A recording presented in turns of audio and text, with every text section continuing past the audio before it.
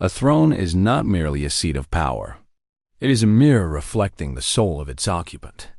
For one king, that reflection was not of a noble ruler, but of a tyrant forged in paranoia and desire. He didn't just inherit a kingdom. He consumed it, remaking it in his own image.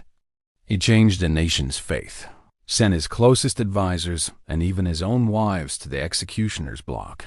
And in his desperate quest for an heir, he fractured the very legacy he sought to secure. This is the story of a man who held absolute power, yet was forever a slave to his own obsessions. This is the story of Henry VIII. Before the turmoil, Tudor England was a realm basking in the glow of the Renaissance. Young Prince Henry was never meant to be king. His elder brother Arthur was the hope of the dynasty, groomed for the throne and married to the Spanish princess Catherine of Aragon to forge a powerful alliance. Henry, the second son, was a charismatic, athletic, and highly educated scholar. He was the vibrant spare, living in his brother's shadow. But fate is a fickle thing. In 1502, Arthur died suddenly, thrusting a teenage Henry into the line of succession. When he finally ascended the throne in 1509, England celebrated. Here was a king who embodied the new age, a handsome, cultured ruler who promised stability and glory after the bloody Wars of the Roses. He promptly married his brother's widow, Catherine, receiving special permission from the Pope.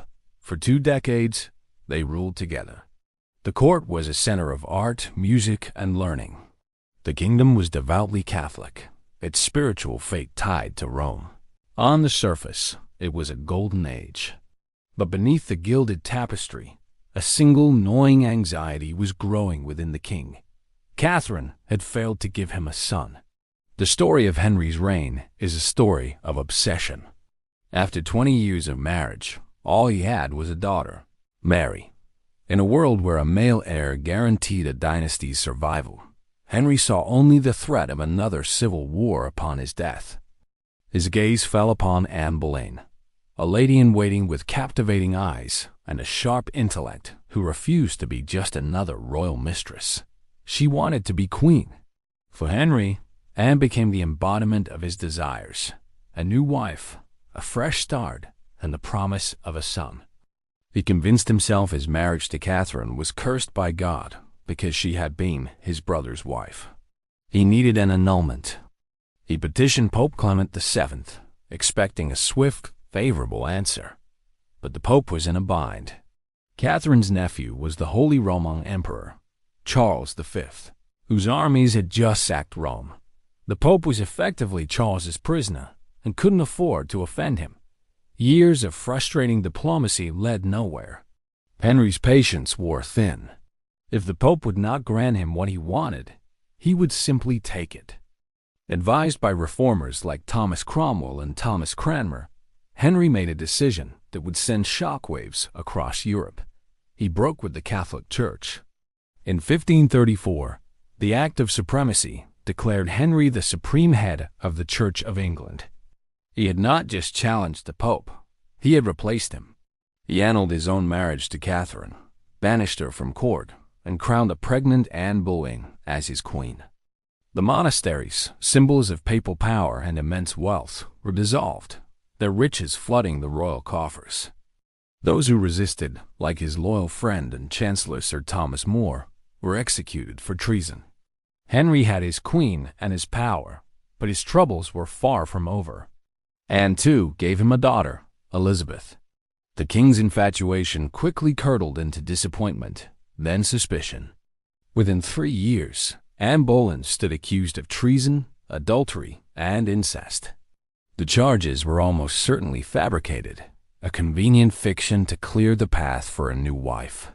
She was beheaded, and the very next day, Henry was betrothed to Jane Seymour.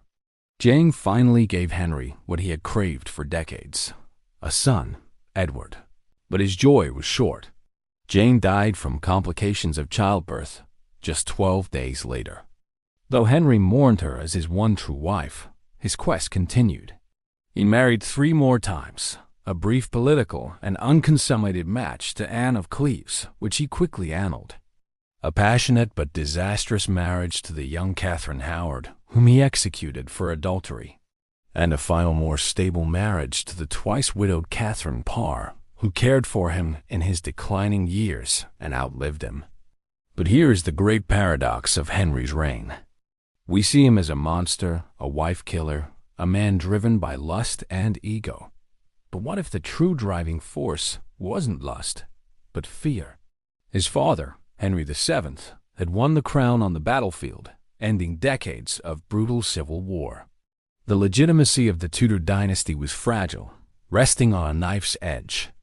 Henry VIII grew up hearing stories of this bloodshed, haunted by the specter of a kingdom tearing itself apart.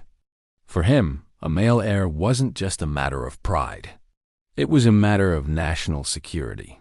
Was every ruthless act, every broken treaty, every execution, a desperate attempt to prevent a return to chaos? He destroyed the old religious order, not out of Protestant conviction, but because it stood in his way. He executed friends and wives, not always out of malice, but because they failed to serve his ultimate purpose, the continuation of his line. This doesn't excuse his tyranny, but it reframes it. We see a king trapped by his own crown, whose obsession with securing the future ended up destroying everything and everyone that stood in his path. Henry's legacy is a tapestry of contradictions. The break with Rome, an act of personal will, inadvertently paved the way for the English Reformation and the rise of Protestantism. The Church of England, born from his desire for a divorce, remains a cornerstone of British identity today. The Royal Navy, which he expanded using the wealth seized from the monasteries, laid the foundation for Britain's future as a global maritime power. And what of the children he fought so hard for? His frail son, Edward VI, died as a teenager. His first daughter, Mary, took the throne and tried to violently drag England back to Catholicism, earning her the name Bloody Mary. It was the daughter of the disgraced Anne Boleyn, the child he never wanted, who would rule for over 40 years. Queen Elizabeth I, a master of politics and diplomacy, ushered in a true golden age, steering England towards stability and greatness, securing the Tudor dynasty in a way her father never could. The ultimate irony is that Henry's greatest legacy was the daughter he cast aside. In the end, the echoes of Henry's reign are not found in the sons he craved, but in the world he accidentally created. He sought to control destiny, but destiny had its own plans. A king's will can move mountains and shatter traditions, but it cannot command the tides of history. Thanks for watching Echoes of Time. Subscribe for more stories that history tried to forget.